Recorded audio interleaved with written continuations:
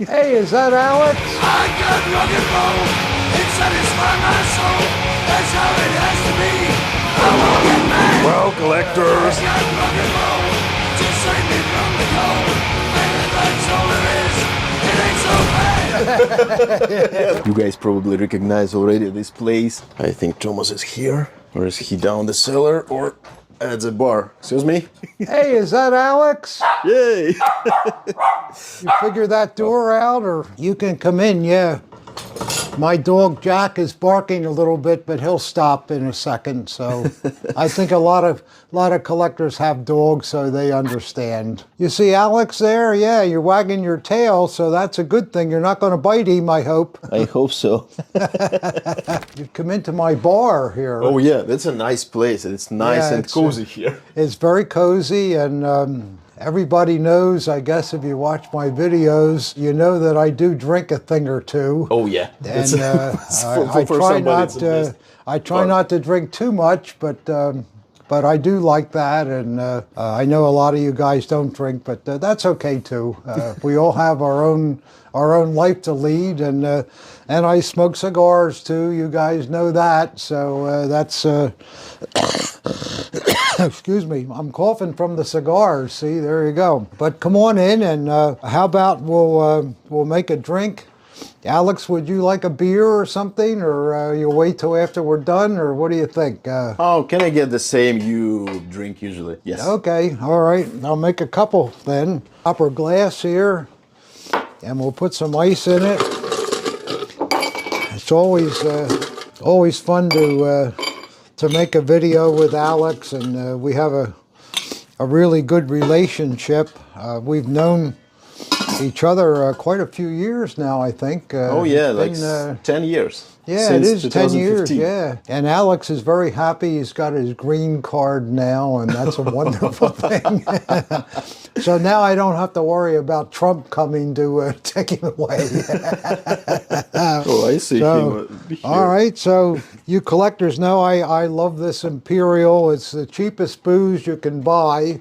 But I like it. It doesn't matter what you pay for anything, because if you like it, that's the most important part. And that even goes for wives. Sometimes you have to pay a lot with that too, but it's usually worth it in the end, because it makes for a happy life. And you guys know that. And I like to cut my Imperial with a little bit of diet soda, and I'll do that for Alex too. Looks good. I don't know how it is, but I can't get on doing anything without having a little pop to get going from the hobby standpoint of view.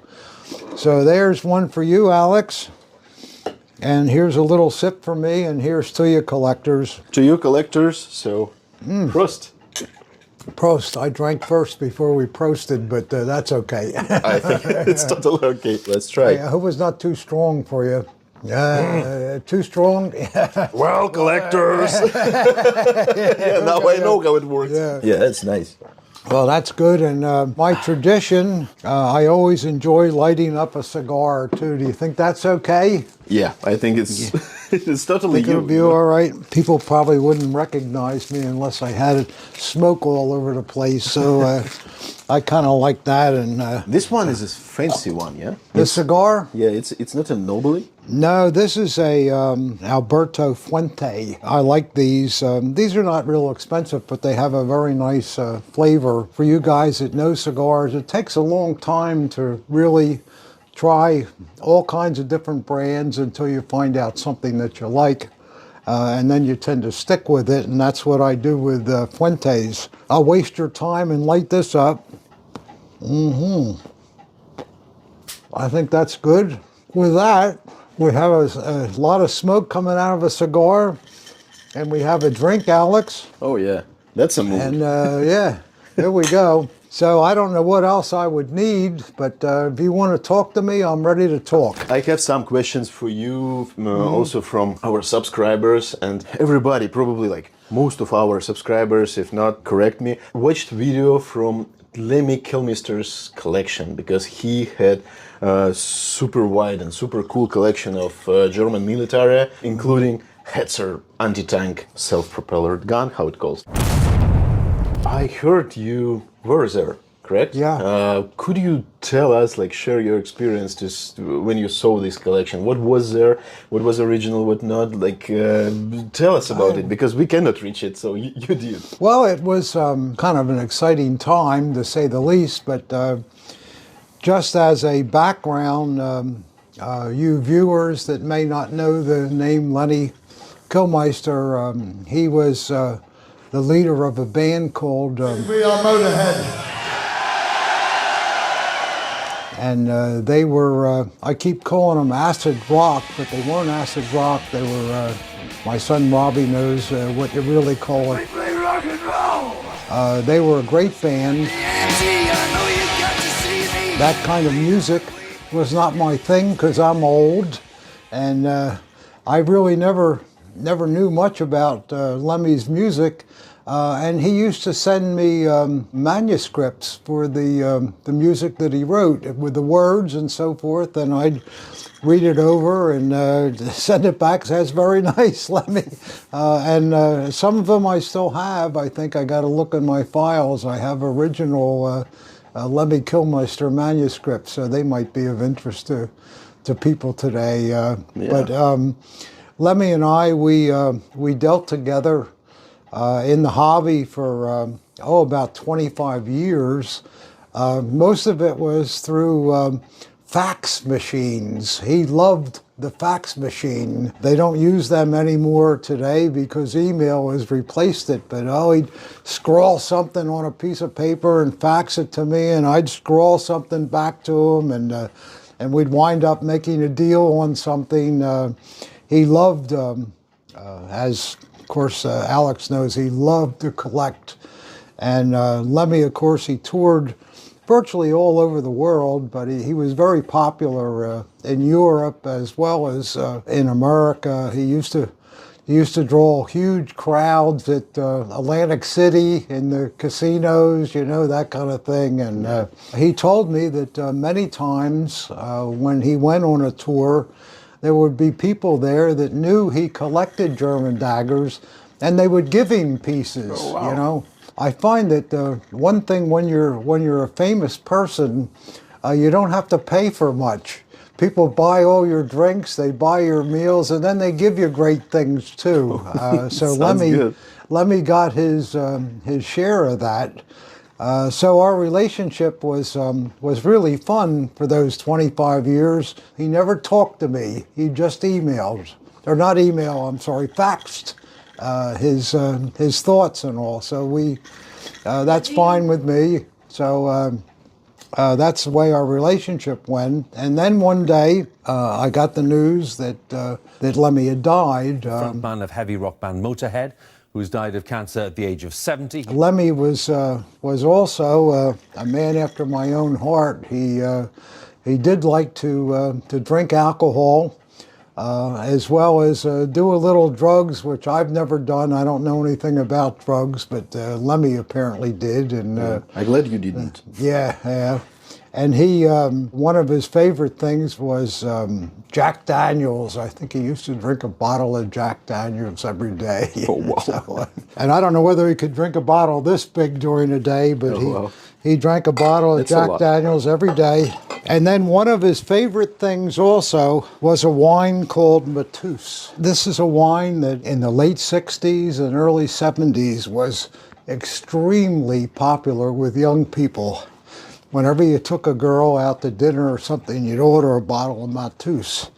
And I have not seen Mateus even for sale for years. When I get into later about his collection, when I went there, he had about 30 cases of this that was stored there.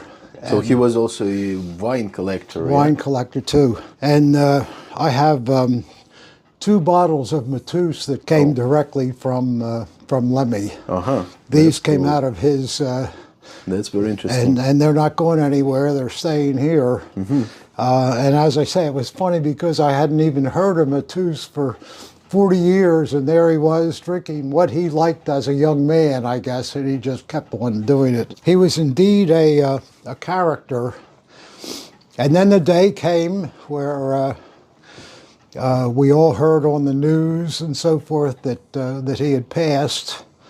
And about 2 weeks after that, I received an email from the people that were acting as the executors on his estate. They contacted me because they knew I had a good relationship with him, and they asked me if I would be willing to come out and appraise his dagger collection. And at first I was overwhelmed. Wow, Lemmy Kilmister, his collection, wow. And me, why would he call me, you know? But that's what the estate did, and they showed me a note that he wrote before he died, that he wanted me to do that because I guess we were friends, and he knew that I knew something about the business, and so they wanted to know, because they have a budget like all these kind of things, and how much do you think it would cost to appraise this estate? And I knew Lemmy had a lot of daggers. You know, I figured he's probably got 50 or 60 pieces, something like that, or 100 pieces. How big can it be? And I thought, well, I'd have to fly out to California and rent a motel and all that stuff. And I said, how about $10,000? And they said, oh, that sounds fine.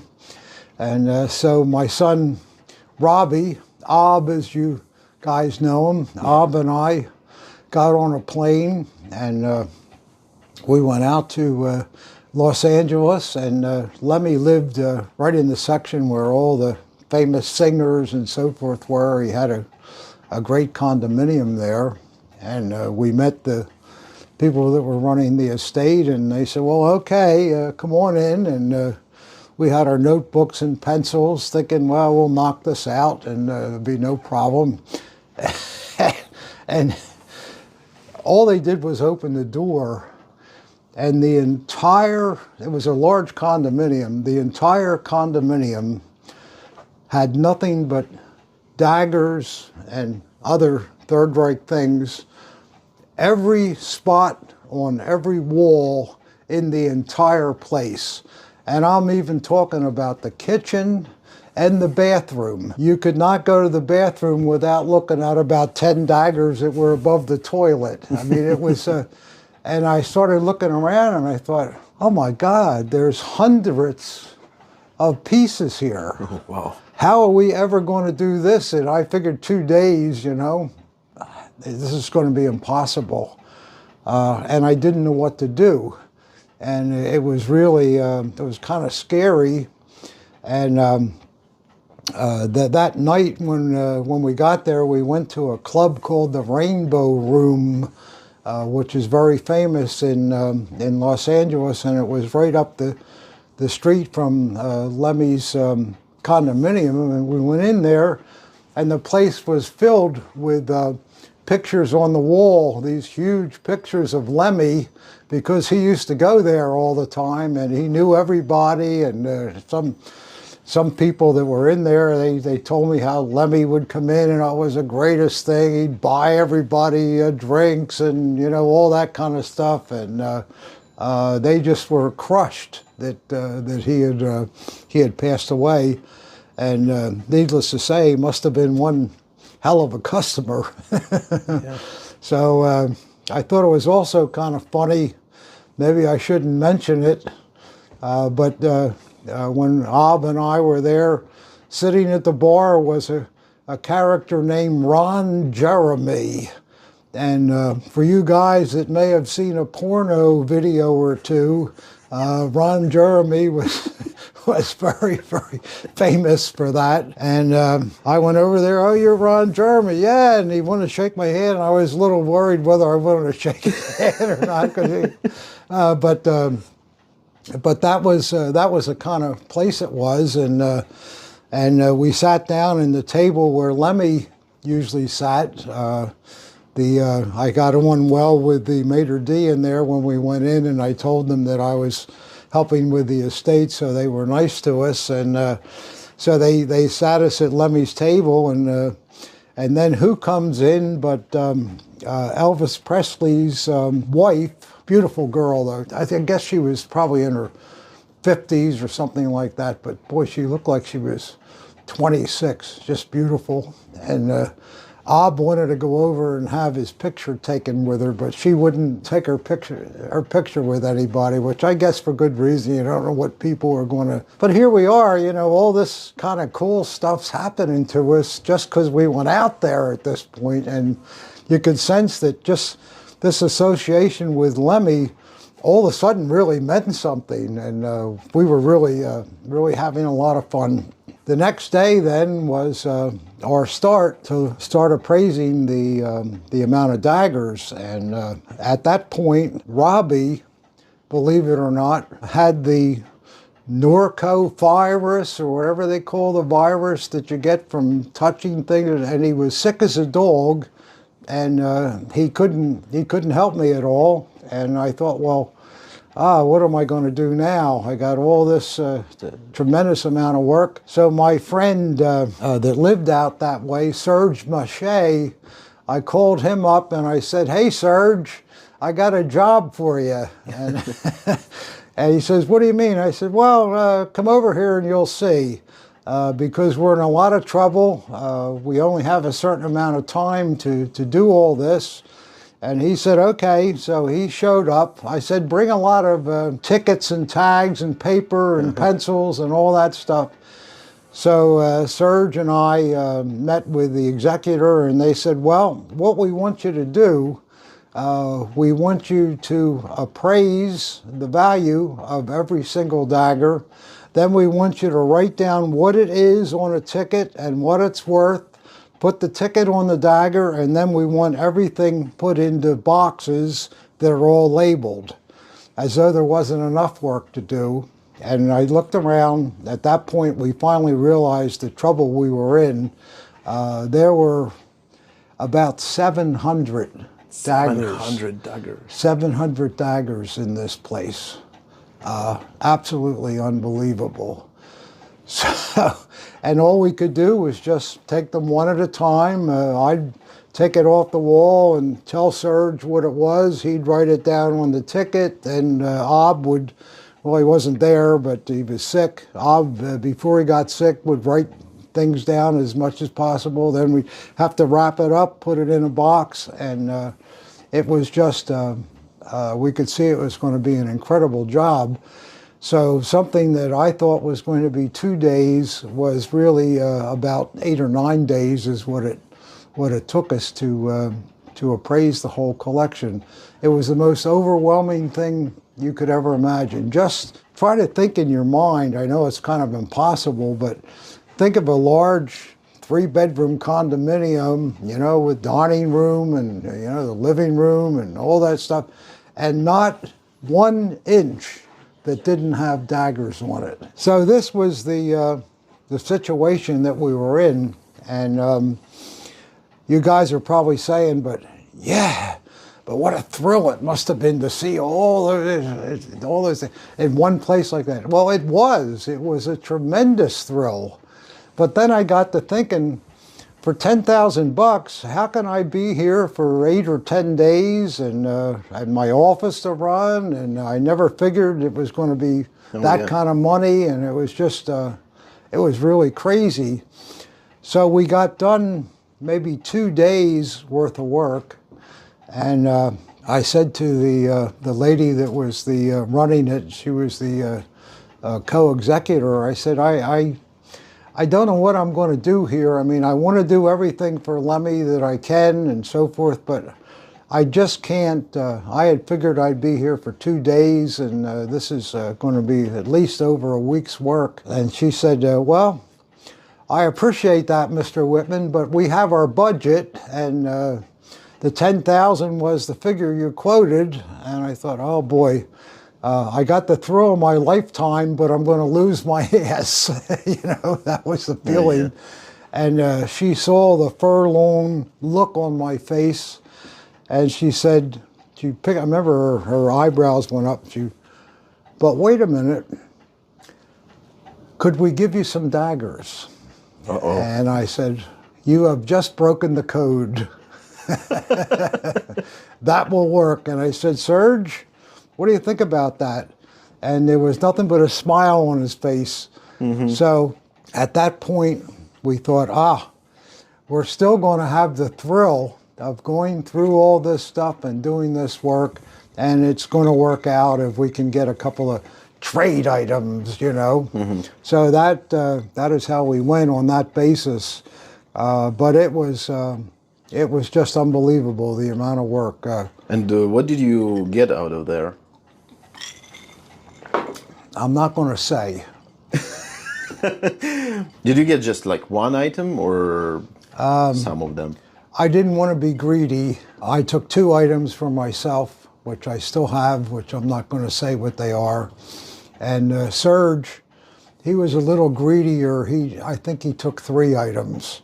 But they were daggers, though, that would cover the cost. So I have those, knowing that they were Lemmy's.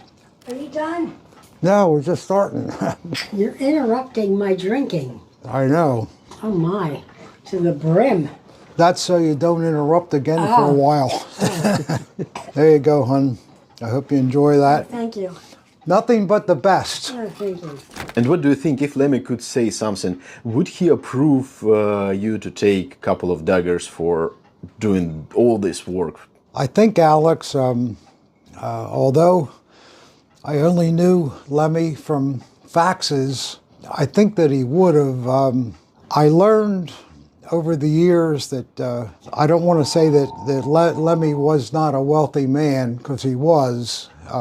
Lemmy made some gigs where he'd make $100,000 or $200,000, you know. But Lemmy was also a person, I know, because he told me many times he'd meet a girl in a bar or something, or a fan or whatever, and I guess in some instances they laid sob stories on him. In fact, the executor told me this too, that Lemmy was constantly giving people fairly large sums of money, writing a check for $5,000, $10,000, just giving to somebody that he really liked. He made a lot of money, but he spent a lot of money too.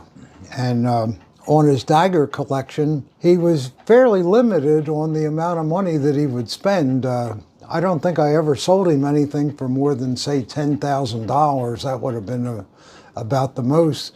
And that's because he gave his money away and didn't have enough left to buy the daggers. And of course, as I said before too, he got an awful lot of them for free too. And I don't want to intimate that Lemmy was broke, because he wasn't. He made a lot of money. But sometimes, no matter how much money you make, people are able to spend more of that.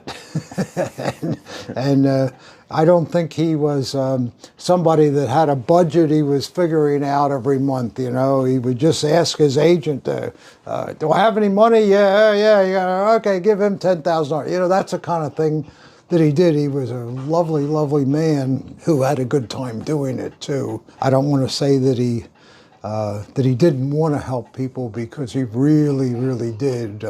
He was a wonderful guy. I might say something too, that he died in his house.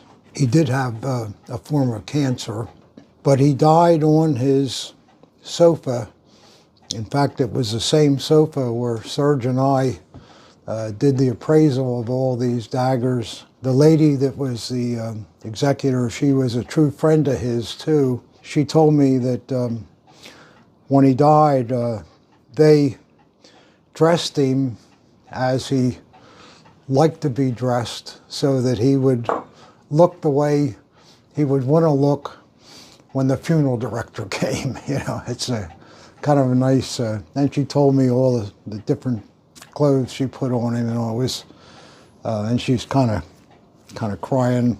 Yeah. When she told me. In fact, I was kind of crying too, because this was 3 or 4 days into the deal. You know, you get to know people after you're there for a while, and she told me that, and I was very, very touched that they would do something like that after he had actually passed, just because they felt that he would have wanted to look right. You know, Yeah, I think that's a very, very thoughtful thing, and that's true. it hit me right in the heart. I thought it was nice.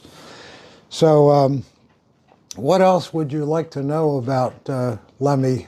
I think it would be interesting to know what he was focusing on in his collection, because it was like so many items, and probably he had like main interests. Also, second question is about like what is it, like best items from his collection, and third question gonna be what was after that, hasn't been sold or something. So let's start from the first question. Okay, yeah. Remember I told you several times he was gifted so many things. So when somebody gives you a choice, they give you a nice SA dagger, you don't say to them, oh, I wanted an SS. You accept That's true. what you get. I think that his main love was truly SA daggers, because he literally had hundreds and hundreds of them. And did he But- collect by stamps, or he just collect like number of them?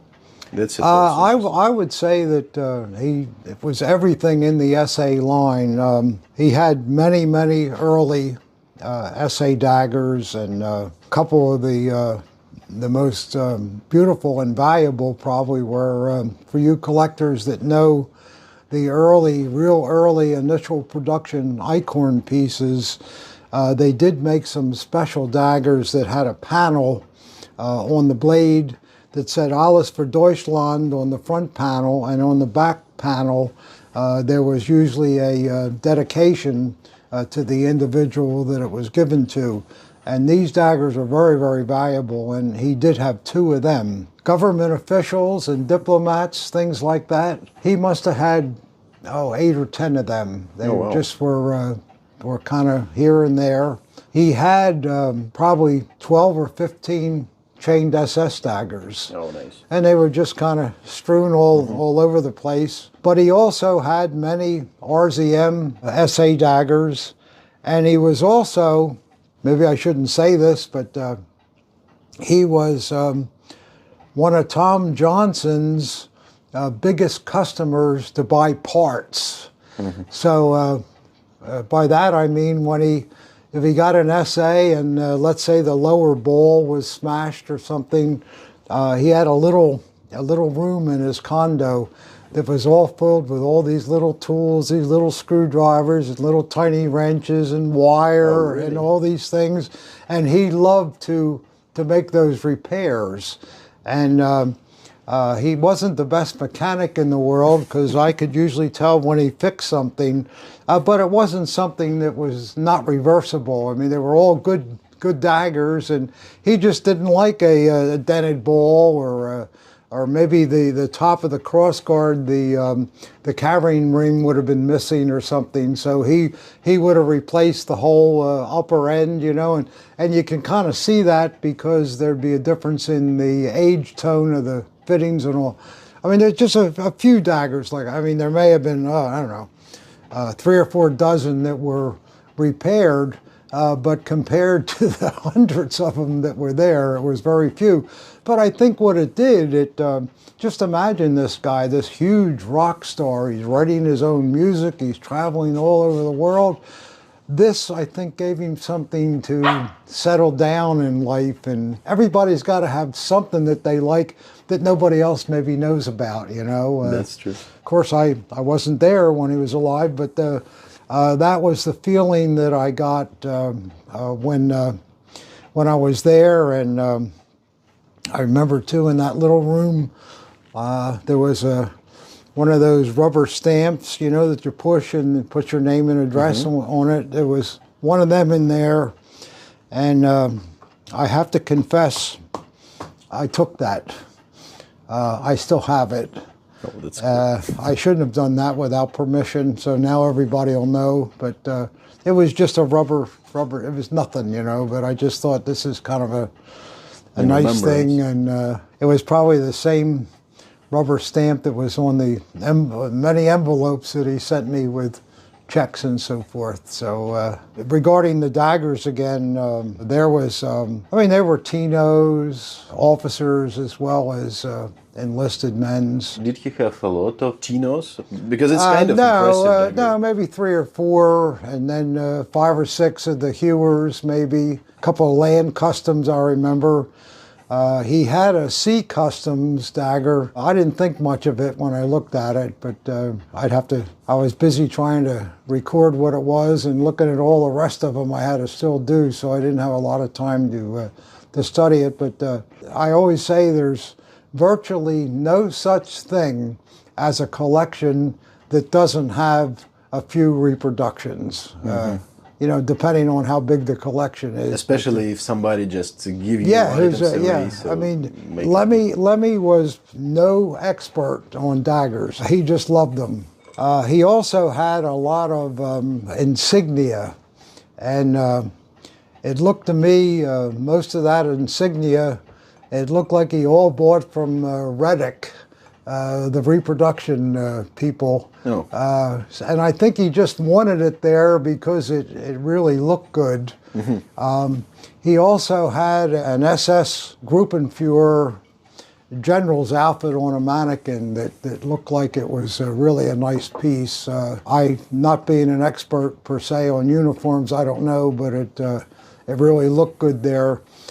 He also had several 28-inch railway eagles on the walls too, and like I say, there was not an inch of space that wasn't covered with things. So that's kind of what it was like. And when you see something like that, it's hard not to start thinking, what kind of a person was this that would do all this? And imagine you're in Europe for 6 weeks and doing concerts every night, and you come home to your nice condo, and what do you want to come home to? Hundreds of Third Reich daggers on the wall. I mean, that says something about, and I know Lemmy did talk about, he had a collection a little bit, I think, but it was not his prime focus, at least in any interviews that I've seen. But I know he did give a couple of short tours around his house, but he was a very, very interesting man, I'm sure. And just think of it, how many people can enjoy success like that, where you virtually have almost any amount of money that you want to spend. And what did he do? Bought daggers. Yeah. I like that. And I need another drink, Alex. How strong is it with New Jersey laws? Is it legal to drive after 2 drinks? No. That's why I have my own bar. I got they call it a DUI ticket, driving under the influence, in 1976. Oh, wow. And they took my license for 6 months, and my insurance went through the roof. And I thought to myself, Wittmann, you got to do something about that. This is no good. You got to quit drinking. And then I thought, no, I'm not going to do that. Okay, Wittmann, what else are you going to do? Well, I'm not going to go to bars anymore. I'm going to have my own bar and enjoy myself in my house. And that way I don't have to worry about the police. In fact, the local Morristown police, they're all my buddies and friends. When a new cop comes in, I usually give him an armband or something as a little treasure. And it's always good to have the police. About a month ago at midnight, Jack was barking, and Marie woke up and she said, there's someone in the house. And I said, oh, I couldn't be. And I went downstairs, and there were 4 police officers standing in my living room. Apparently our front door had blown open. Somebody forgot to lock it. Oh, wow. So it's good to know the police. Oh, wow. Especially in this business. I have to make another drink. Oh, yeah. Go ahead. And what happened with collection after the valuating? Of course, I asked about that because I'm in the business, and the executors said that they wanted to keep the collection as a memorial to Lemmy. And I thought, well, that's really nice, but what are you going to do with hundreds of daggers as a memorial? But and as far as I know, that's still the status of the collection. As to its value, it was a lot of money when we valued it, but that was back in 2013, and I would say, and I think most collectors will agree with me that just SA daggers have more than doubled. Oh yeah. In the last. I mean, so that collection is worth a fortune today. I mean, it was a fortune when we valued it. I don't want to say what the value was, but it's worth at least double what we appraised it at in those days. That was impressive because I don't know anybody who visited his house and was in his collection. We saw the tour. He made it actually by himself, and he drove the tank. He drove the self-propellered gun, and it was super cool. And thank you for your experience. I think, guys, we gotta press like button, subscribe button, because of that's really unique information. Hey, boy. Oh, that Jackie's still barking at us, huh? Yeah, that's good. That's fine. Yeah. But he's raising, so he's barking less than a couple months ago. Yeah. He's beginning to like you. Oh, yeah. So, Tom, thank you very much for this interview. Thank you very much for sharing this story. And thank you guys for watching this video until the end. Probably next interview gonna be show up soon, because I have some more questions, but it's better to show it in next episode. So, thank you. Oh, thank you. I hope it wasn't too long. I don't know. It just was. That's all I can think of. So that's what it is. For me, it wasn't too long. It was like literally like couple minutes. You guys tell us, was it too long or that's good? Just don't hesitate, text in a comment section, and also subscribe with Thomas Wittmann channel. So thank you guys for watching this video until the end again. Have a good one and see you real soon.